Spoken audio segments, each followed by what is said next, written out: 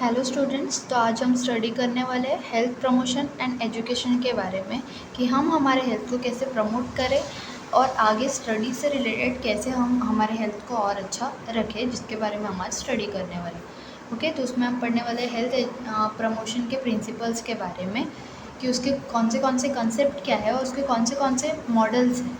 Okay, तो definition क्या है? हेल्थ प्रमोशन एक प्रोसेस है जिसमें पीपल्स को इनेबल किया जाता है कि वो अपनी हेल्थ का सारा कंट्रोल अपने अंडर में ले सके और वो प्रॉपरली वो अपने हेल्थ पे ध्यान दे सके अपनी लाइफस्टाइल चेंजेस से, वो स्टडी करके उनको एजुकेशन की वजह से और एनवायरमेंटल इम्प्रूवमेंट की वजह से वो अपने हेल्थ पे कैसे कंट्रोल ला सकते हैं, वो चीज़ों के बारे में उनको बताना है। जैसे कि आज हम उसके की कंसेप्ट पढ़ेंगे कि पीपल्स को एम्पावर करना है, उनको क्या करना है, हमें अपॉर्चुनिटीज़ देनी है, उनको हमें मोटिवेट करना है इंडिविजुअल्स को और कम्युनिटी को, ताकि वो उनके हेल्थ पे प्रॉपरली ध्यान दे। उन्हें हमें सारी चीज़ें बतानी है, आपको कैसे आपके हेल्थ पे ध्यान देना है, कैसी चीज़ें करनी है, कैसे कैसे करनी है आपको।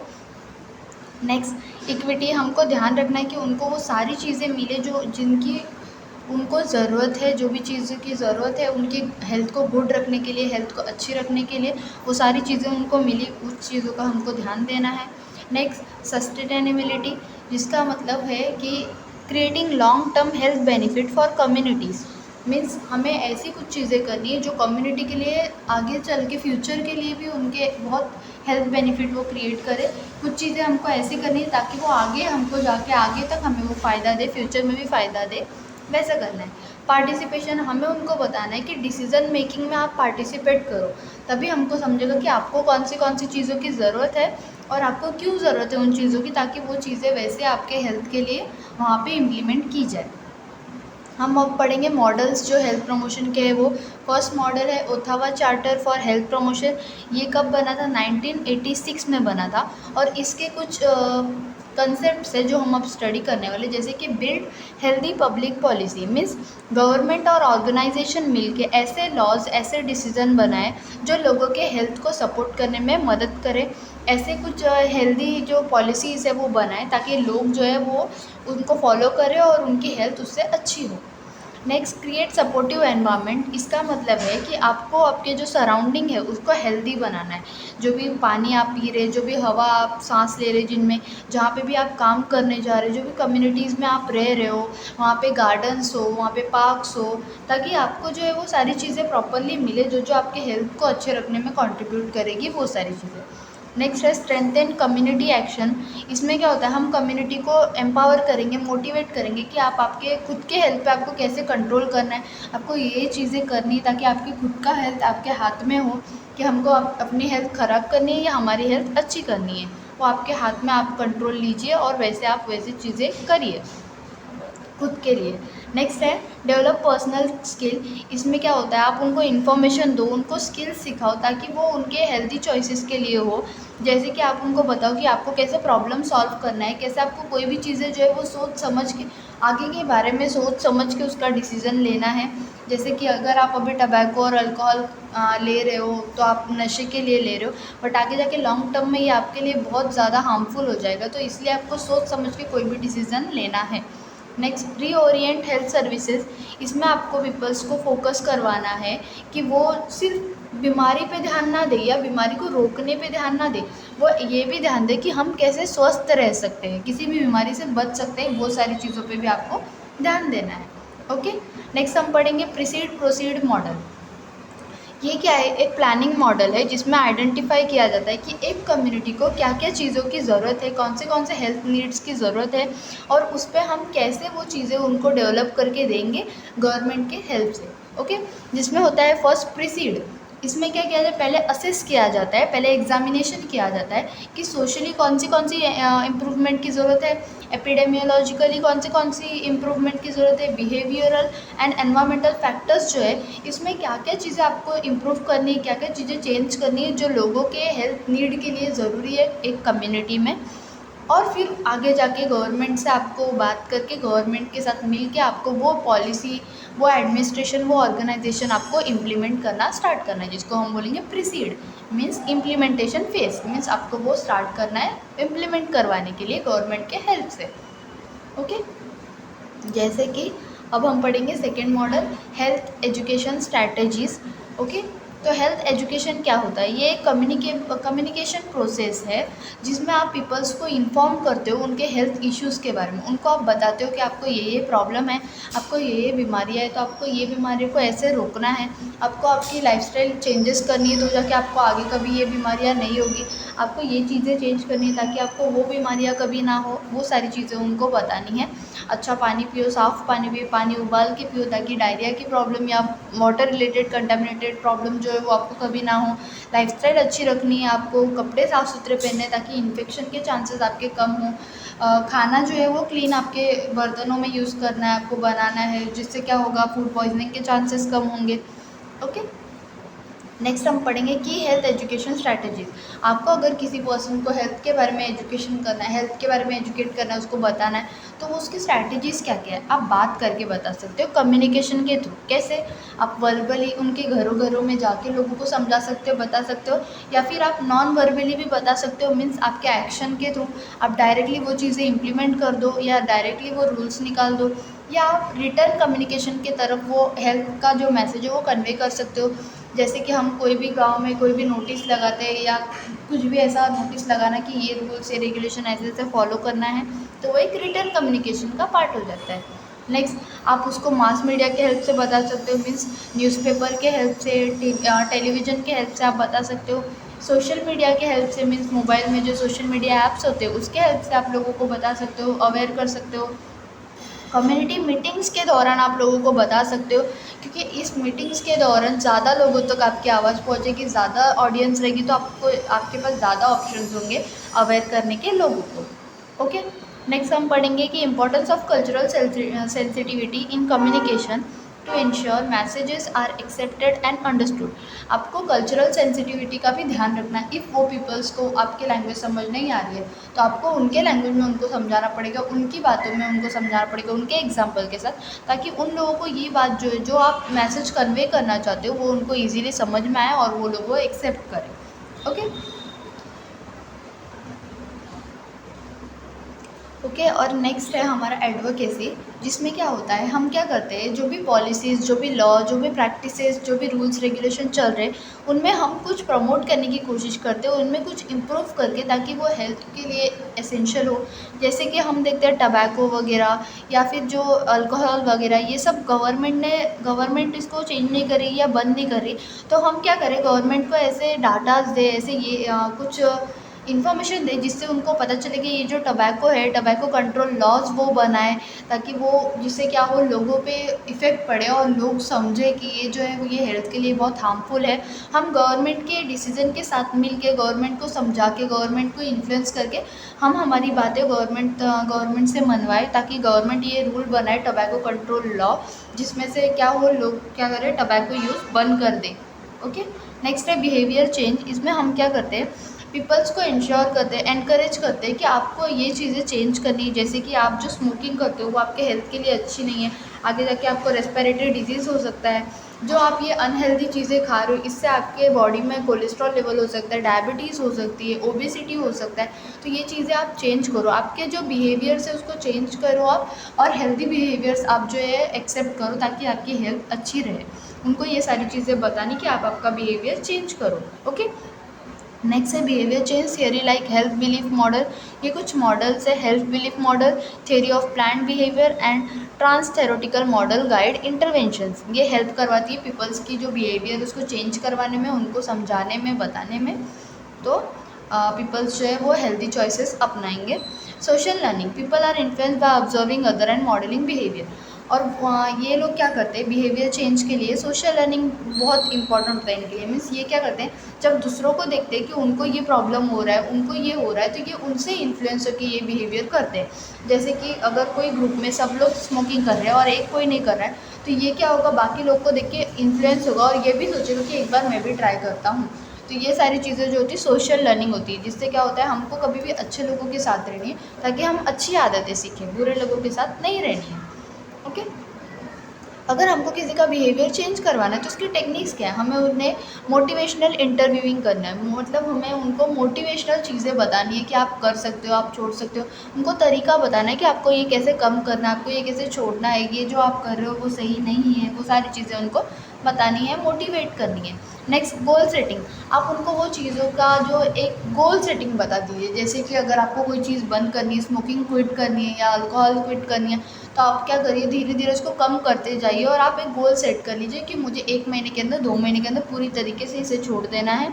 टबैको जो मैं यूज़ कर रहा हूँ उसे पूरी तरीके से इसे छोड़ देना है मुझे, ताकि ये मेरे हेल्थ पे जाके इफ़ेक्ट ना करे। वो एक साथ तो नहीं छूटेगी, इसलिए आपको उसके लिए गोल सेट करना है कि मुझे धीरे धीरे उसको कैसे कम करना है और फिर ख़त्म कर देना है। Next, self monitoring and feedback. जो भी मैंने प्लान किया था, गोल सेट किया था, वो मैं कर पा रहा हूँ या नहीं कर पा रहा हूँ, तो मुझे वो चीज़ें जो है वो कैसे वापस से करनी है, मैं कैसे कर पाऊँ, वो सारी चीज़ों पे आपको ध्यान देना है।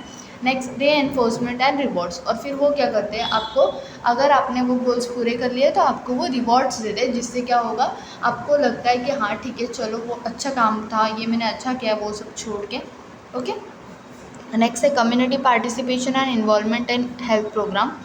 कोई भी कम्युनिटी को कोई भी हेल्थ प्रोग्राम में पार्टिसिपेट करना चाहिए, इन्वॉल्व होना चाहिए, क्योंकि ये जो हेल्थ प्रोग्राम है वो उन्हीं के लिए है। तो अगर वो उस चीज़ों में इन्वॉल्व होंगे, वो अपना डिसीजन सामने रखेंगे गवर्नमेंट के, तो ये उनके लिए अच्छा होगा कि गवर्नमेंट उनके डिसीजन को वैल्यू करके ऐसा कोई लॉ या पॉलिसी बनाएगी। Community participation refer to the active engagement of individual group in the design, implementation and evaluation of health programs and services. Okay? वो इन्वॉल्व होते हैं, एक्टिव एंगेजमेंट दिखाते हैं, ताकि कोई भी इम्प्लीमेंट हो, कोई भी प्रोग्राम बने तो उनमें इनका भी डिसीजन लिया जाए। इसका बेनिफिट क्या है, उनके जो चांसेस होते हैं इफ़ेक्टिवनेस के वो इंक्रीज़ हो जाएंगे, जैसे कि उनको पता है कि कौन सी चीज़ें हमको ज़रूरत है, तो वैसे उनको वो सारी चीज़ें जब मिलेगी तो उनके जो हेल्थ का जो भी प्रॉब्लम्स है वो सब सॉल्व हो जाएगा।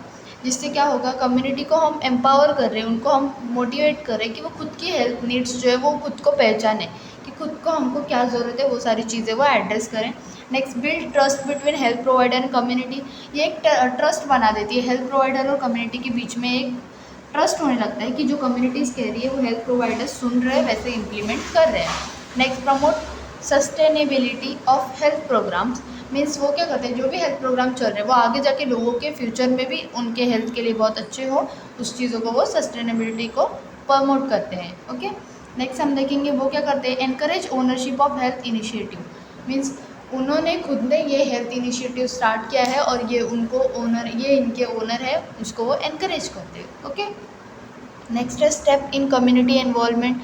कम्युनिटी इन्वॉल्वमेंट का स्टेप्स क्या है, पहले तो हम आइडेंटिफाई करके उनको कौन सी चीज़ों की ज़रूरत है, प्लस उसको फिर प्रायोरिटीज़ के बेस पे हम उसे एडजस्ट करें।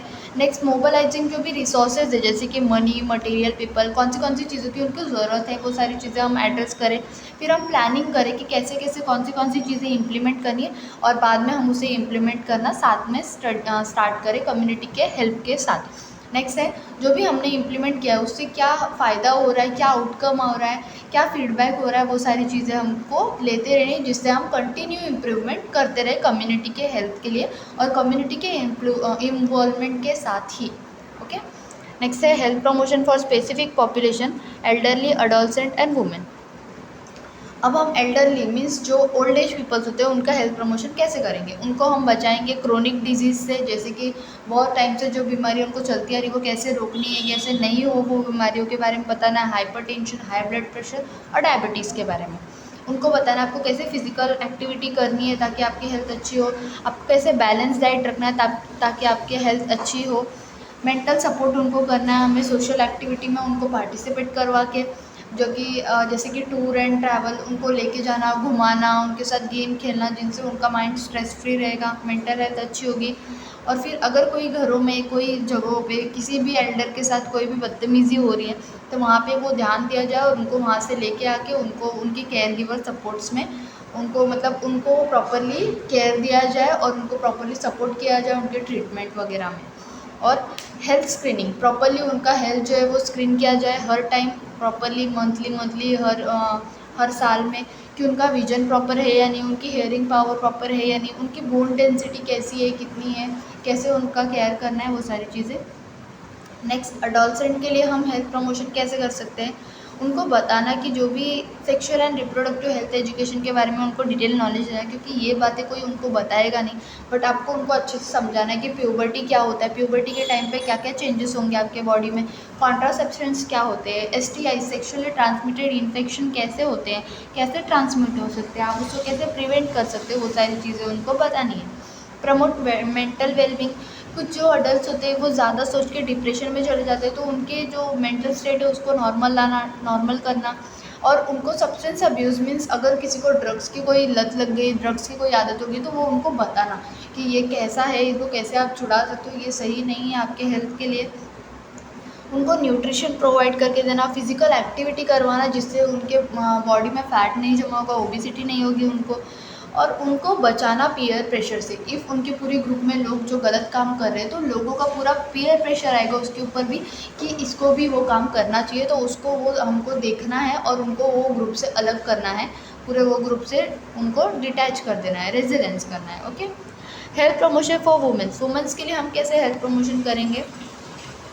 हम फोकस करेंगे मैटरनल हेल्थ पे, माँ की हेल्थ पे, और मदर्स के एंटीनेटल के टाइम पे मीन्स प्रेगनेंसी के टाइम पे, इंट्रानेटल मीन्स प्रेगनेंसी जब डिलीवरी हो जाती है डिलीवरी के टाइम पे, और पोस्ट नेटल मीन्स डिलीवरी के बाद हमको उनके हेल्थ पे कैसे ध्यान देना है। नेक्स्ट उनको ब्रेस्ट कैंसर स्क्रीनिंग के बारे में बताना है कि आपको हर साल में एक बार ब्रेस्ट कैंसर का स्क्रीनिंग कराना चाहिए, गायनेक के पास जाके आपको पैप्समियर टेस्ट करवाना चाहिए, आपको HPV के वैक्सीनेशंस लेने चाहिए, जिससे आगे जाके कोई भी बड़ी बीमारी होने से आप बच सकते हो। फैमिली प्लानिंग आपको कैसे करनी है, और रिप्रोडक्टिव राइट्स एजुकेशन के बारे में आपको पता होना चाहिए, कितने बच्चे पैदा करने हैं, कब कब पैदा करने हैं, और आपके राइट्स क्या क्या है इसमें, वो सारी चीज़ें। Gender based violence and empowerment को एड्रेस करना है, मीन्स कहीं पे अगर जेंडर बेस्ड वायलेंस हो रहा है कि वो फीमेल है तो उसके साथ ये प्रॉब्लम, जैसे ऑफिस में क्या होता है, सेम काम मेल भी कर रहा है, सेम काम फीमेल भी कर रही है, बट पेमेंट जो है फीमेल को कम है, तो वहाँ पे फीमेल को राइट है कि वो ये इसको इसके खिलाफ वो कंप्लेंट डाल सकती है कि यहाँ पे जेंडर बेस्ड वायलेंस हो रहा है। एंड एम्पावरमेंट मीन्स उनको वो मोटिवेट करना, उनको बताना। ओके। नेक्स्ट हम देखेंगे कम्युनिटी बेस्ड हेल्थ इंटरवेंशन, जिसमें हम पढ़ेंगे कम्युनिटी बेस्ड हेल्थ इंटरवेंशंस क्या है। इसमें हम कम्युनिटी के मेंबर्स को एक्टिवली इंगेज करते हैं और कम्युनिटी के रिसोर्सेज को ही इन्वॉल्व करके उनका हेल्थ जो है वो उसको इम्प्रूव करवाते हैं। जैसे कि एग्जांपल इम्यूनाइजेशन ड्राइव्स इन लोकल कम्युनिटी मीन्स वैक्सीनेशंस करवाना, लोकल कम्युनिटीज़ में जो भी वैक्सीन्स होते हैं बच्चों को वो देना, मदर्स को जो भी वैक्सीन्स होते हैं वो टाइम पे देना। न्यूट्रिशन प्रोग्राम प्रॉपरली उनको सारे फोर्टिफाइड फूड्स जो जिनसे उनको न्यूट्रिशन मिलेगा, सप्लीमेंट्स देना उनको, ताकि बच्चों को माल न्यूट्रिशन ना हो, मदर्स को माल न्यूट्रिशन ना हो। क्लीन वाटर और सैनिटेशन रखना, पानी साफ़ रखना, साफ़ सफाई रखना, जिससे बीमारियाँ, कॉलेरा, डिसेंट्री ये सब ना फैले। हेल्थ कैंप्स करते रहना ताकि उनको हेल्थ के बारे में आप एजुकेट करो, डिजीज़ से कैसे बचना है। आई कैंप होना चाहिए जिससे आई की कोई भी इशू है तो वो ठीक हो सकते हैं। TB स्क्रीनिंग होनी चाहिए ताकि TB के पेशेंट को एड्रेस कर दिया जाए और फिर उसका ट्रीटमेंट प्रॉपर्ली हो पाए। मेंटल हेल्थ अवेयरनेस होना चाहिए। एंड सपोर्ट प्रोग्राम मीन्स ऐसे प्रोग्राम्स होने जिसमें जो लोग मेंटली अनस्टेबल है उनको प्रॉपर्ली सपोर्ट किया जाए और उनका जो भी मेंटल स्टेट है उसको नॉर्मल किया जाए फिर से। आउटरीच पेशेंट इसमें होता है ऐसी पॉपुलेशन जिनको जो बहुत ऐसे गांव जैसे एरिया में रहती है, शहर से बहुत दूर तक रहती है। वहाँ पे क्या होगा, प्रॉब्लम होगी जियोग्राफिकल मीन्स जान वहाँ पे आप पहुँच नहीं पाओगे। दूसरा, वहाँ के जो लोग होंगे वो आपकी बातें नहीं सुनेंगे। इकोनॉमिक बैरियर्स होगा, वहाँ के लोगों के पास पैसा नहीं होगा कि वो इतना बड़ा बड़ा ट्रीटमेंट ले सके। तो वहाँ पे आप कैसे ये प्रोग्राम चला सकते हो, आउटरीच प्रोग्राम।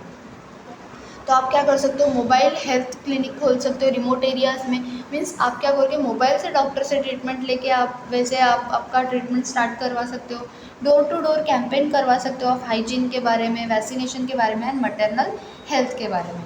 हेल्थ वर्कर्स जैसे कि गवर्नमेंट के थ्रू एक हेल्थ वर्कर जाती है हर गांव में, आशा, वो क्या करेगी जाके अंडर सर्व जो एरियाज़ होंगे, गांव वाले एरिया जिनको कुछ नहीं मिल रहा है, गवर्नमेंट के जो भी फैसिलिटीज़ नहीं मिल रहे उनको, वो सारी चीज़ें वो जाके एड्रेस करेगी और वो सारी चीज़ें उनको गवर्नमेंट से बात करके सारी चीज़ें इम्प्लीमेंट वहाँ पे करवाएगी।